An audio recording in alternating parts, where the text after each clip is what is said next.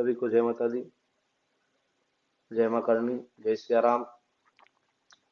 आप सबको मालूम ही है कि 12 तारीख में जो विवादित बयान दिए गए हैं हमारे समाज के लिए, हमारे अपनों के लिए, उसको लेकर आज मैं लाइव आया हूं। तो सबसे पहले निवेदन है कि इस वीडियो को ज़्यादा से ज़्यादा शेयर करें ताकि अपने लोगों तक पहुंच सके और सही जानकारी भी लोगों तक पहुंच सके कि हमें आगे क्या करना है, किस प्रकार से हमें हमारी लड़ाई को जारी रखना है। आपको हमको तोड़ने के लिए, आपको उकसाने के लिए, आपको भड़काने के लिए कई प्रकार के षड्यंत्र रचे जाएंगे, क्योंकि आप और हमने जो मिलकर गरीबों की हक अधिकारों की लड़ाई लड़ी है उसको कहीं ना कहीं जो स्वार्थी लोग हैं, जो राजनीतिक लोग हैं, उनको पच नहीं रही है। तो किसी न किसी प्रकार से आरोप प्रत्यारोप करके समाजों में विवाद कराना चाहते हैं ताकि सारी समाज अलग अलग होकर लड़े, एक साथ मिलकर न लड़े।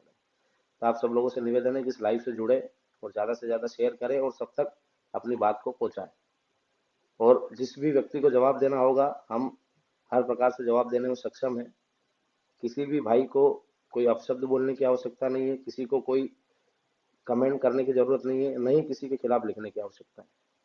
हम सब भाई सक्षम है। मैं इसीलिए लाइव आया हूँ कि सबको लाइव नहीं आना, सबको, किसी जाति वर्ग को टारगेट नहीं करना है। जिस व्यक्ति ने गलत करा है उसका विरोध करेंगे, लोकेन गुजर नाम है उसका, उसका विरोध भी किया जाएगा और उसको सबक भी सिखाया जाएगा कि किस प्रकार से वो भ्रामक चीजें फैलाकर एक दो जातियों में विवाद कराना चाहता है, किस प्रकार से वो एक जाति का सहारा लेके दूसरी जाति को एक दूसरी जाति से लड़ाना चाहता है।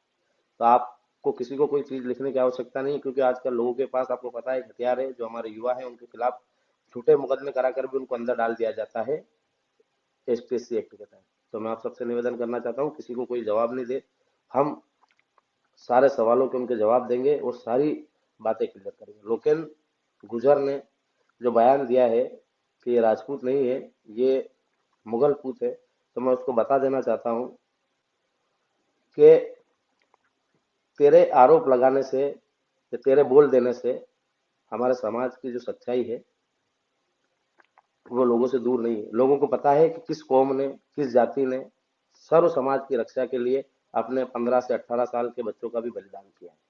उसके कहने मात्र से कुछ नहीं हो जाता, पर वो भड़काऊ भाषण इसलिए दे रहा है ताकि आप लोग भड़को और एक दूसरी जाति के बारे में कुछ कहो। लोकेंद्र गुजर को सबक सिखाया जाएगा। जितने भी भाई है, मैंने उनको बोल दिया है कि उसका एड्रेस पता निकालो और उसको हाथों हाथ सबक सिखाओ और उसके खिलाफ एफआईआर भी, कानूनी तौर पे भी उसके खिलाफ एफआईआर कराएंगे। और उसने जो बोला है उसका मैं जवाब दे रहा हूँ, ये सब लोगों तक पहुंचना चाहिए कि राजपूतों ने 800 सालों तक मुगलों से अपने झंडे की, अपने राज्य की और अपने राज्य में निवासरत हर उस वर्ग की जो उस राज्य में निवासरत था उसकी रक्षा के लिए अपने 15 से 18 साल के बच्चों का भी बलिदान किया है। 800 सालों तक मुगलों से हम लड़ते रहे अपने लोगों की रक्षा के लिए, और हमारे जो सर्व समाज के लोग थे उस समय भी राजपूतों का साथ दिया और उनके साथ मुगलों से लड़ाई लड़ी। राजपूतों के साथ कंधे से कंधा मिलाकर हर जाति वर्ग ने मुगलों का सामना किया और मुगलों से लड़ाइयां लड़ी। हमने मुगलों को धूल चटाई है, हमने मुगलों के आक्रमणों को रोका है, उनसे युद्ध लड़े हैं अपनी प्रजा के लिए, अपने देश के लिए, अपने झंडे के लिए। हमने अत्याचार नहीं किए, अत्याचार मुगलों ने किए, उन अत्याचारों को बचाने के लिए हम लड़े। उसके बाद 200 सालों तक अंग्रेजों से लड़े। हमने अत्याचार नहीं किए। ये जो आप बातें फैलाते हो ना कि राजपूत समाज ने अत्याचार किया है, राजपूत समाज ने अत्याचार नहीं किया। राजपूत समाज ने त्याग किया है, राजपूत समाज ने बलिदान दिया है, राजपूत समाज ने अपना सर्वोच्च न्यौछावर कर दिया। अपनी युद्ध में एक साथ 3-3 पीढ़ियों का भी बलिदान राजपूत समाज ने दिया है। किसके लिए? आप लोगों के लिए। और आप इस प्रकार के जो शब्द उपयोग करते हो उससे कहीं ना कहीं हमारे समाज को तो आहत पहुंचती है, पर हमें गुस्सा भी आता है। तो वो जो गुस्सा आ रहा है हमें, वो आपके ऊपर उतरेगा और आपकी अच्छे से धुलाई की जाएगी। उसके बाद ही आपसे माफी मंगवाई जाएगी कि आपने जो शब्दों का उपयोग करा है, किस कौम के लिए करा है और किस बलिदानी कौम के लिए करा है। हमने कभी आपके समाज के बारे में नहीं कहा, हम किसी समाज को टारगेट नहीं करते। किसी ने करा भी होगा तो हमने खुद ने माफी मांगी है। आज मैं गुर्जर समाज के भाइयों से पूछना चाहता हूं कि क्या उसने जो कृत्य करा है, क्या उसने जो गाली दी है वो सही दी है? क्या आप उसका समर्थन करोगे कि हमारे समर्थन में हमारे साथ खड़े रहोगे? क्या आपको नहीं सोचना चाहिए उसने समाज का उपयोग करके गाली दी है? हम समाज के खिलाफ नहीं है, उसका नाम लोकेन गुजर है। हम लोकेन गुजर के खिलाफ है और लोकेन गुजर के खिलाफ हमारी कार्रवाई भी होगी और उसके ऊपर जो मुकदमे दर्ज होना वो भी होंगे और उसकी जो उसको सबक सिखाना उसको सबक भी सिखाएंगे, क्योंकि बार बार हमारे समाज को टारगेट किया जाता है किसी एक व्यक्ति के द्वारा और वो बात ला के खड़ी कर देते जाति के ऊपर। यहाँ गुजर भाई और राजपूत भाई लड़ नहीं रहे आपस में, वहां एक व्यक्ति है लोकेंद्र गुजर जो ये चाहता है कि राजपूत समाज और गुर्जर समाज आमने सामने आए। एसटी एससी के भाइयों से भी मैं निवेदन करना चाहता हूं कि उनने जो आरोप प्रत्यारोप लगाए, हमने हर एक वर्ग की लड़ाई लड़ी है वहां जाकर। हमने कहा है हमें गरीबों के हक अधिकारों की लड़ाई लड़नी है। जो बोल रहे थे ना कि थोड़े दिन पहले आए थे या आंदोलन करके गए, हमारा आरक्षण छीनना चाहते, हम किसी का आरक्षण छीनना नहीं चाहते। हमने पहले भी कहा है कि हम आरक्षण को आर्थिक आधार पर लाना चाहते हैं, जो हर धर्म हर वर्ग का व्यक्ति जो गरीब है उसको आरक्षण का लाभ मिले। शोषित वंचित पीड़ित, इसमें कहीं जाति का नाम नहीं है। जो हमारे एक भाई बोल रहे थे कि शोषित वंचित पीड़ित की हम लड़ाई लड़ रहे हैं, तो शोषित वंचित पीड़ित जनरल में भी आता है, ओबीसी में भी आता है, एसटी एससी में भी आता है और हर उस वर्ग में आता है शोषित जो किसी न किसी के द्वारा प्रताड़ित किया गया, शोषित वंचित जो कहीं ना कहीं सरकारी योजनाओं से वंचित हो, जो उसकी मूलभूत सुविधाओं से वंचित हो। तो ऐसे लोग हर वर्ग में होते हैं। एसटी एससी वर्ग में भी शोषित वंचित पीड़ित है, तो सामान्य वर्ग में भी शोषित वंचित पीड़ित है, ओबीसी वर्ग में भी शोषित वंचित पीड़ित है। और हम उन्हीं की लड़ाई लड़ने गए थे कि हर उस गरीब को उसका अधिकार मिलना चाहिए जो उनके अधिकारों के लायक है, या उनकी सरकार की जो योजनाएं हैं हर उस गरीब तक पहुंचना चाहिए जो वास्तविक रूप में उसके लायक है। आपके ही समाज का आरक्षण कौन खा रहा है? आज एसटी एससी वर्ग में जो आरक्षण है वो खा कौन रहा है? उन्हीं के वर्ग का अमीर व्यक्ति, उन्हीं के वर्ग का आईएएस आईपीएस। आज आईएएस आईपीएस का बेटा भी आरक्षण का लाभ ले रहा है, एक बड़े बिजनेसमैन का बेटा भी आरक्षण का लाभ ले रहा है, एक नेता का बेटा भी आरक्षण का लाभ ले रहा है, पर गांव में निवासरत जो गरीब एसटी एससी वर्ग है उसको उसका लाभ नहीं मिल रहा। और हम यही चाहते हैं कि जो अमीर हो गए आरक्षण का लाभ लेके वो इस आरक्षण के दायरे से बाहर जाए और जो गरीब सामान्य ओबीसी या एसटी एससी में हो तो इसको जातिगत आरक्षण न करते हुए आर्थिक रूप से कमजोर लोगों के लिए आरक्षण किया जाए, जिसमें शोषित वंचित पीड़ित को उसका लाभ मिले। और शोषित वंचित पीड़ित का मतलब कतई जाति नहीं होता है, किसी जाति में शोषित वंचित पीड़ित नहीं होता है, हर वर्ग हर धर्म में शोषित वंचित पीड़ित होता है। तो जो बाबा साहब ने कहा था कि शोषित वंचित पीड़ित को उसका अधिकार मिले, तो आज आपको और हमको समझना चाहिए कि शोषित वंचित पीड़ित जनरल में भी है, ओबीसी में भी है, एसटी एससी में भी है, राजपूत भी गरीब है, ब्राह्मण भी गरीब है, यादव भी गरीब है, जैन समाज में भी गरीब है, पाटीदार समाज में भी गरीब है, गुजर समाज में भी गरीब है, जाट समाज में भी गरीब है, आज पांचाल समाज में भी गरीब है। तो जितने भी ओबीसी वर्ग हैं उन सब में गरीब है, एसटी एससी में भी सारे वर्गों में गरीब है, जनरल वर्ग में भी गरीब है। तो आप और हमको लड़ना चाहिए तो गरीबी को दूर करने के लिए लड़ना चाहिए, गरीबों के लिए लड़ना चाहिए, ना कि एक जाति को दूसरी जाति से लड़ाने के लिए लड़ना चाहिए। हमने 8 जनवरी का आंदोलन करा था तो जनरल ओबीसी और एसटी एससी सारे वर्गों को निमंत्रण दिया था और सारे वर्ग से आह्वान भी किया था कि आप सब हमारे साथ आओ और हमारी लड़ाई में भागीदार बनो, क्योंकि हमने किसानों की लड़ाई लड़ी। तो किसानों की लड़ाई में किसान की कोई जाति नहीं होती, छात्र की कोई जाति नहीं होती। आप बोल रहे थे ना कि जाति के लोग आए थे और उनने इकट्ठे होकर आरक्षण को समाप्त करने के लिए लड़ाई लड़ी। हमने कहा कि आरक्षण को आर्थिक रूप से किया जाए।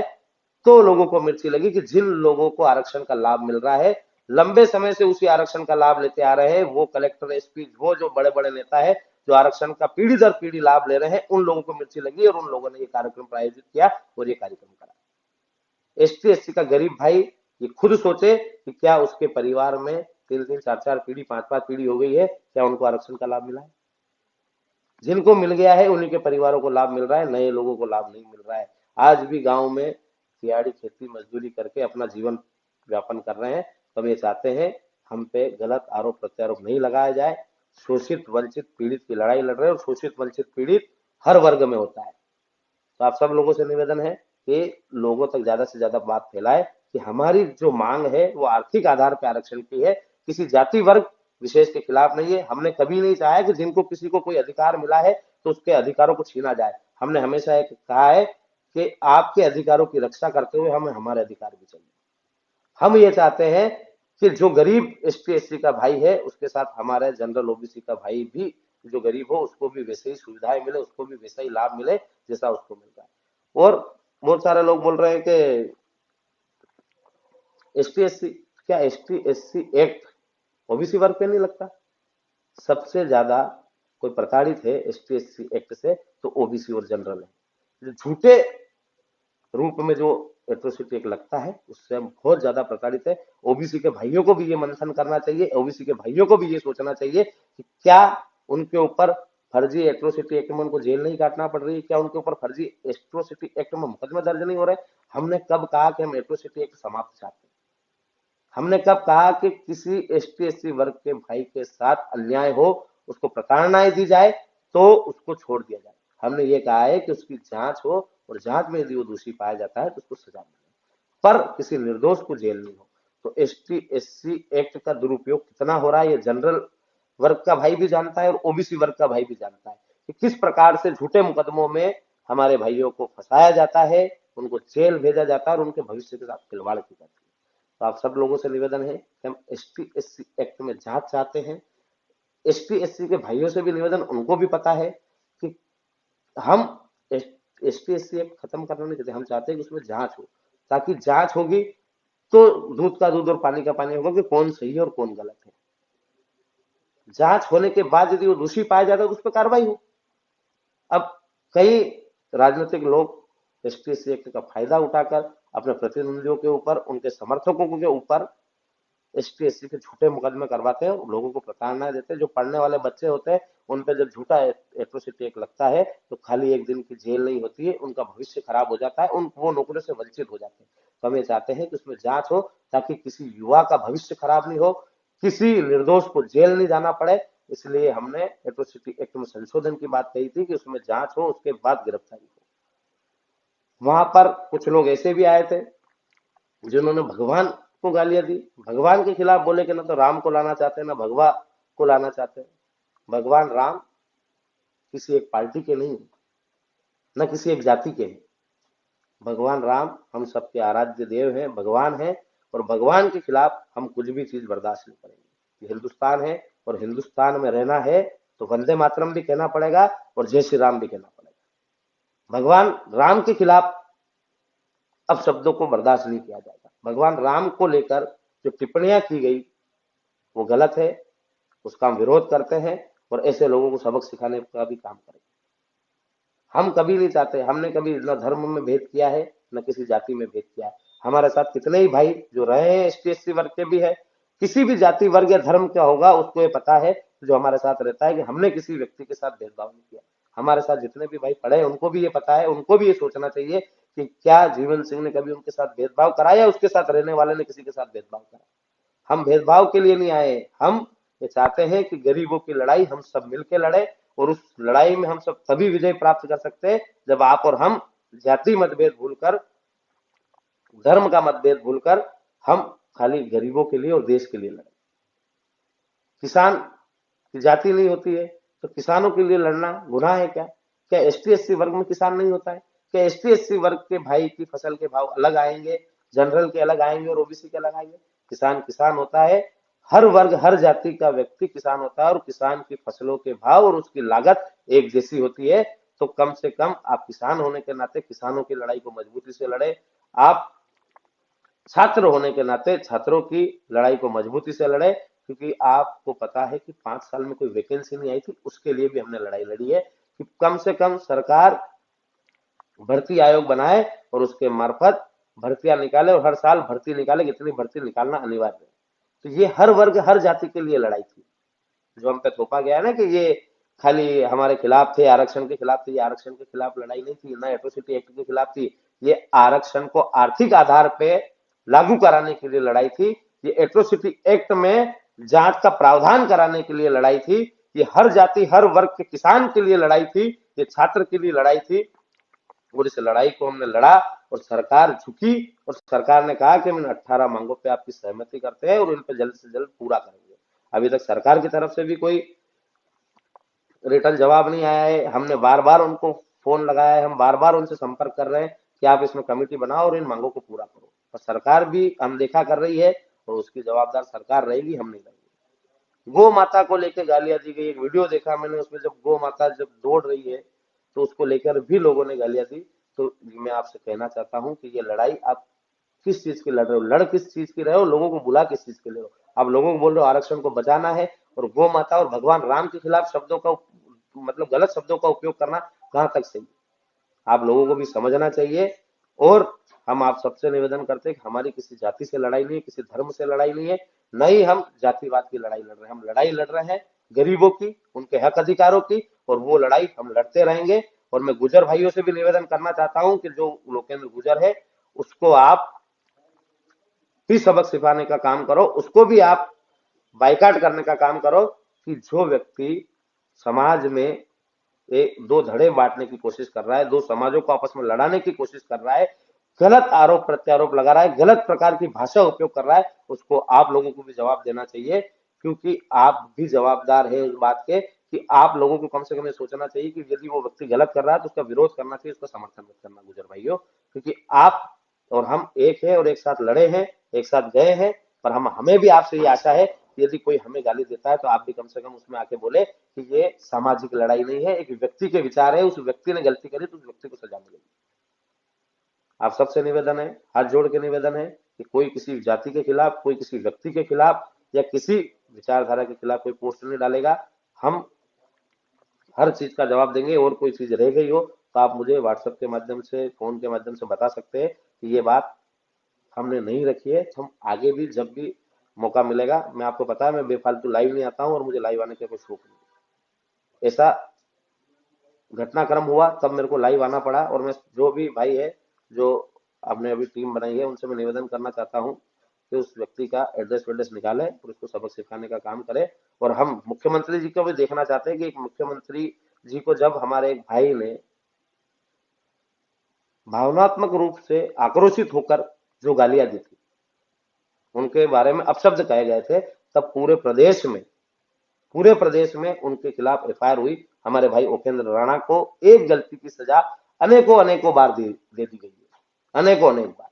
हर जगह हम जमानत कराते हैं, 4 जमानत होती है, हम जेल पे वारंट पहुंचवाते हैं जमानत भरवा के, और जब वहां जमानत पहुंचती है तो वहां 4 वारंट नहीं आ जाते, फिर हम उन 4 की जमानत कराते हैं। इतने जब वो जमानत होती है 4 की, तब तक फिर 4 नए वारंट आ जाते हैं। एक गलती की सजा जो मुख्यमंत्री जी खुद अपने ट्विटर अकाउंट से बोल चुके हैं कि मेरे द्वारा जब मैंने माफी मांगी थी कि हाँ हमारे भाई से गलती हुई है, आप हमें माफ कर दो, उसने गलती करी है तो उसकी सार्वजनिक माफी मैं मांगता हूं। उसके बावजूद भी मुख्यमंत्री जी ने ट्विटर पे माफ कर दिया। पर जो का तो अभी तक हमारा भाई जेल में है, और उसकी हम लगातार जमानत करवा रहे हैं। हर जिले से हमने जमानत करवाई है और हर जिले में हम पावती भरवा रहे हैं, पर उसको एक गलती की सजा इतनी बार दे दी गई है कि जैसे वो आतंकवादी। उसके गाली देने का कारण क्या था? क्या वो घर से सोच के आया था उसको गाली देनी? क्या अनेक लोगों ने जब गालियां दी तो उनका कारण खाली ये था कि आपने जब जम्बूरी मैदान की परमिशन को निरस्त किया था तब लोगों में आक्रोश था, जब आपने ट्रेनें निरस्त करी तब लोगों में आक्रोश था, जब आपने चद्दर की दीवार खड़ी करी तब आक्रोश था, जब आपने बसों के परमिट कैंसिल करे तब आक्रोश था, और जब 8 जनवरी को कोई सुनने नहीं आया, कोई पूछने नहीं आया, पानी के लिए जब व्यक्ति वहां तरसा, जब वहां दुर्दशा देखी हमारे समाज की कि वहां व्यक्ति पानी के लिए तरस रहा है, वहां कोई व्यवस्था नहीं की गई सरकार की तरफ से, तब जाके लोगों में इतना आक्रोश था कि लोगों के मुंह से आक्रोश में गालियां निकली, और उन लोगों ने गालियां दी आपको, उन लोगों ने आपके लिए अपशब्द उपयोग करे। तब हमने जवाबदारी लेते हुए, तब हमने जवाबदार आंदोलन के जवाबदार कार्यकर्ता होने के नाते हमने उनकी गालियों को, उनके आक्रोश को गलती समझकर हाथ जोड़ के आपसे माफी मांगी कि नहीं हमारे भाइयों से गलती हुई है तो आप उन्हें माफ करना, हम आपसे हाथ जोड़ के माफी मांगते हैं। उसके बावजूद भी आपने क्या किया? क्या वो सारे लोगों को बाहर कर दिया गया? क्या आपने कहा कि मेरे को माफी मांगी गई है तो मैं आपको माफ करता हूं? जब कोई गलती हुई है और उसकी माफी मांगी तो आपने बोला कि मैं उनको माफ करता हूं। ऐसे माफ करते हैं आप? फेसबुक, व्हाट्सएप या ट्विटर पे आके आप माफ करते हैं, और वो जो जमीन स्तर पे उसको तकलीफ देने का काम करते हैं। एक गलती की सजा एक बार मिलती है, उसको 17 एफआईआर अभी तक हो चुकी है उस पे, और हम कम से कम 12-13 में जमानत करा चुके हैं, और 5-7 में और जमानत करानी है, और क्या पता कितनी एफआईआर और थोपी जाएंगी। एक गलती की सजा 17 बार मिल चुकी है उस व्यक्ति को, और आप कितनी सजा दोगे उसको।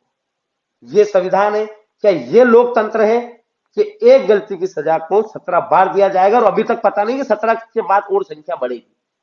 अभी तक हमारे भाई को दर दर भटकाया जा रहा है, कभी इस थाने ले जाया जाता है, कभी उस थाने ले जाया जाता है।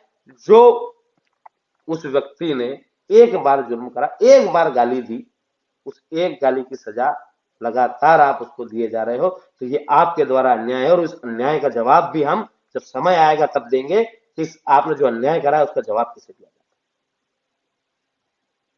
आपने वादा करा है 2 महीने का, 1 महीना बीत चुका है, अभी तक कोई कार्रवाई नहीं हुई है। हम 1 महीने का और आपका इंतजार करेंगे और हमने 1 महीना जो एक्स्ट्रा दिया है उसका भी इंतजार करेंगे कि आप कब तक कमेटी बनाते हो, कब उन मांगों को पूरा करते हो। और जब तक आप मांगों को पूरा नहीं करोगे, आप ये सोच रहे हो कि आंदोलन से हमने वहां से उनको भूख हड़ताल से हटा दिया और घर भेज दिया तब आंदोलन नहीं होगा। ये सड़कें भी वही है, ये मैदान भी वही है और ये कर्मी सैनिक भी वही के वही है। ये वापिस उठेंगे, अपने हक अधिकारों के लिए वापिस आएंगे और इस बार सरकार की ईंट से ईंट बजा के जाएंगे। आपने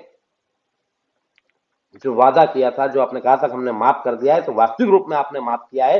वास्तविक रूप में आप चाहते हो कि लोकतंत्र है और आपने जो जुबान दी उस पर आप खरे उतरोगे, तो हमारा भाई हमारे बीच में होना चाहिए, जेल में नहीं होना चाहिए।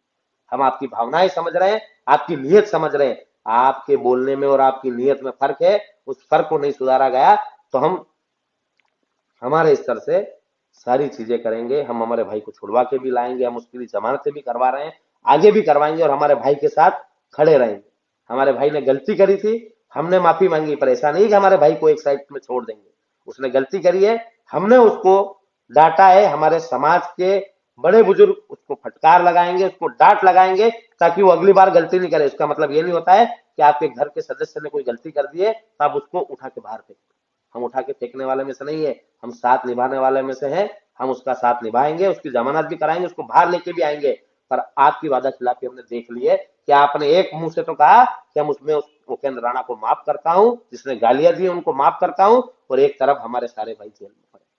आपके शासन में आपके टीआई हमारे छोटे छोटे बच्चों को मारपीट कर रहे हैं और उनके ऊपर अत्याचार कर रहे हैं। महतपुर के टीआई साहब ने इतने सारे अत्याचार करे, हमारे भाइयों ने लाइव देखे, वहां खुद मौजूद होकर देखे। उनको क्या पुलिस प्रशासन को पीटने का अधिकार है? आपको किसने पावर दिया? आपको किसने अधिकार दिया कि एक व्यक्ति को आप उठा के लाओगे और पीटोगे? छोटे छोटे बच्चों को पीट रहे हो आप, और उस पर सरकार मौन है। सरकार अपने तंत्र का प्रयोग कर रही है और हमारे लोगों को मारपीट करके उनको दबाने का, डराने का काम कर रहे हैं। अभी एक घटनाक्रम और हुआ, जो कोई गोलीकांड हुआ है, उसमें क्या हुआ?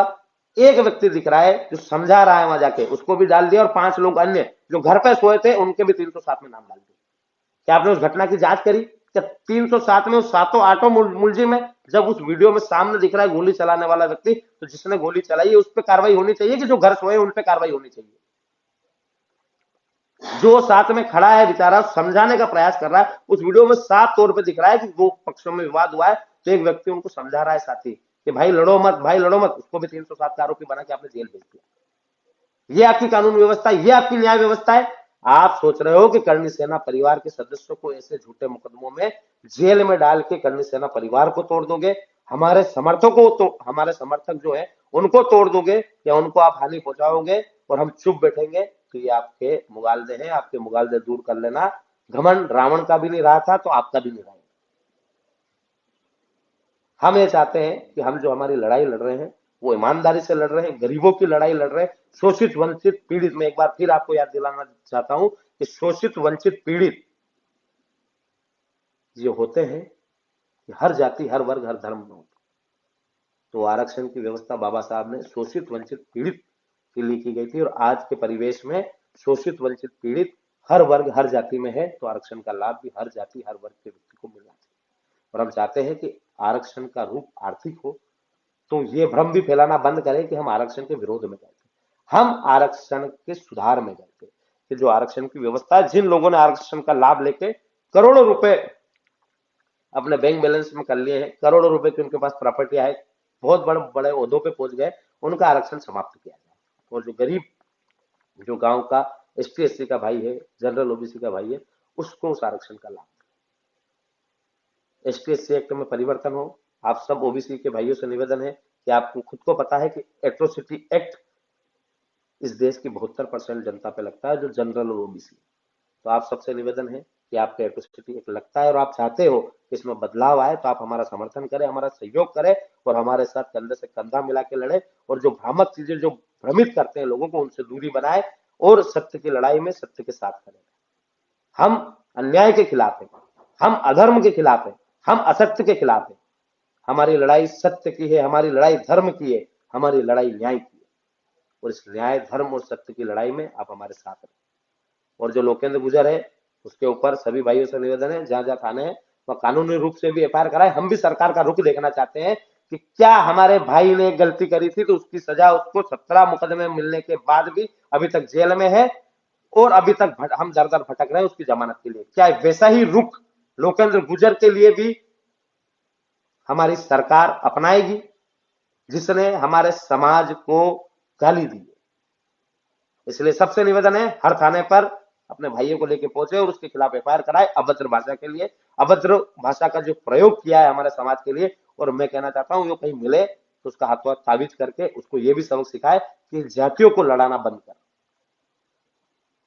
हम गुर्जर और राजपूत पहले भी साथ में कंधे से कंधा मिला के लड़े थे, आगे भी लड़ेंगे, पर वो जो एक व्यक्ति है लोकेंद्र गुर्जर, जिसने अभद्र भाषा का प्रयोग किया, उसको सबक हम सबको मिलकर सिखाना है और अब सब मिलकर चाहते हैं कि उस पर कार्रवाई हो। तो आप भी गुर्जर भाई हमारे साथ रहे, हमारे साथ खड़े रहे और सत्य का साथ दे। आपने भी वीडियो देखा है, आपने भी सारी चीजें देखी है, नहीं देखी है तो आप उसको देखे जाके कि कितना गलत शब्द का उपयोग किया है। और रही हमारी बात, तो हमने अत्याचार अन्याय नहीं किया है, हमने हमेशा धर्म की लड़ाई के लिए अपने परिवार का बलिदान किया है। हमारे पूर्वजों ने हमेशा सबकी रक्षा के लिए, पूरे राज्य की रक्षा के लिए, हर जाति हर वर्ग के व्यक्ति के लिए अपने संतानों का बलिदान दिया। हर जाति वर्ग के लिए हम पहले भी लड़ते आए थे, राजतंत्र था तब भी लड़े। मुगलों से जो हमारे 18-18 20-20 साल के जो बच्चे होते थे, उन्होंने अपनी कुर्बानी दी, अपने बलिदान दिए, अपनी वीरता को दिखाते हुए अपना बलिदान किया और अपने राज्य की और अपने देश की रक्षा के लिए अपना सर्वोच्च न्यौछावर किया। तो उस त्याग, बलिदान, तपस्या को मत भूलो और हम पे अनगर आरोप मत लगाओ, झूठे आरोपों को मत लगाओ। आपको समझना चाहिए और हमारे साथी भाइयों से भी निवेदन है कि जो अपना इतिहास है वो बताने का काम करे, अपने इतिहास को लोगों तक पहुंचाने का काम करे, ताकि कोई भी व्यक्ति यदि कोई आरोप लगाए तो उसको दूसरा व्यक्ति जवाब दे सके कि तू गलत है। और मैं जानता हूं, ये देश जानता है कि हमारे समाज ने कितना बलिदान किया है और हमें किसी को बताने की आवश्यकता नहीं। हमारा इतिहास लोग बताएंगे, हमारे जो साथी हैं, हमारे जो भाई है वो बताएंगे और उसको जवाब भी वही देंगे कि क्या सही है और क्या गलत है। तो आप सबसे निवेदन है, किसी को आप शब्द का प्रयोग न करें। करनी सेना परिवार हमेशा से सत्य की लड़ाई लड़ता है, आगे भी लड़ता रहेगा। और एक सबसे विशेष सूचना है कि मेरे पास फोन बहुत आ रहे हैं कि आप वहाँ कार्यक्रम में उपस्थित नहीं हो रहे हैं, वहाँ नहीं हो रहे हैं, यहाँ नहीं जा रहे हैं, यहाँ नहीं जा रहे हैं। तो आप सबसे मैं बता देना चाहता हूँ कि 5 तारीख से मेरे जो दादी साहब में उनको अटैक आ गया था, तो मैं उनको लेके इंदौर हॉस्पिटल में उनको भर्ती करा रखा है। अभी तक उनकी छुट्टी नहीं हुई है और मैं अकेला हूँ घर में। मेरी दादी जी के साथ, मेरे दादी साहब के साथ रहना मेरा पहला धर्म है, मेरा कर्तव्य है। तो मैं उनके साथ यहाँ हूँ हॉस्पिटल में और जब हॉस्पिटल से छुट्टी हो जाएगी तो जिन जिन कार्यक्रमों में उपस्थित नहीं हो पाया हूँ वहां भी पहुंचने का प्रयास करूंगा। और आगे भी जहाँ कार्यक्रम होंगे जो सुचारू रूप से चालू होंगे जब घर जाने के बाद, तो मैं सारे कार्यक्रमों में उपस्थित होऊंगा। तो आप सब लोगों से निवेदन है कि जहाँ भी कोई आंदोलन हो, कोई धरना प्रदर्शन हो, तो जो भी मेरे अलावा जो भी अपने भाई है सेलूदा है या जो भी जहाँ के भी जिलाध्यक्ष है, जो भी अपने कर्मी सैनिक है, जो अपने संघर्ष के साथी हैं, उन पे कहीं प्रताड़नाएं होती है, उन पे कोई कार्रवाई होती है, तो आप सब लोग इकट्ठे होके वहां धरना प्रदर्शन में शामिल हो। आप हम सब मिलकर लड़ेंगे तो ही जीतेंगे। मैं उपस्थित नहीं हो पाया 2-3 कार्यक्रमों में, इसके लिए क्षमा चाहता हूं, पर मैं हॉस्पिटल में हूं मेरे दादी साहब को लेके। तो जब उनकी तबीयत स्वस्थ हो जाएगी, जब उनको घर लेके चला जाऊंगा, उसके बाद वापस से हर कार्यक्रम में उपस्थित होने की कोशिश करूंगा और हर कार्यक्रम में उपस्थित होंगे। इसी के साथ जय माता दी, जय श्री राम।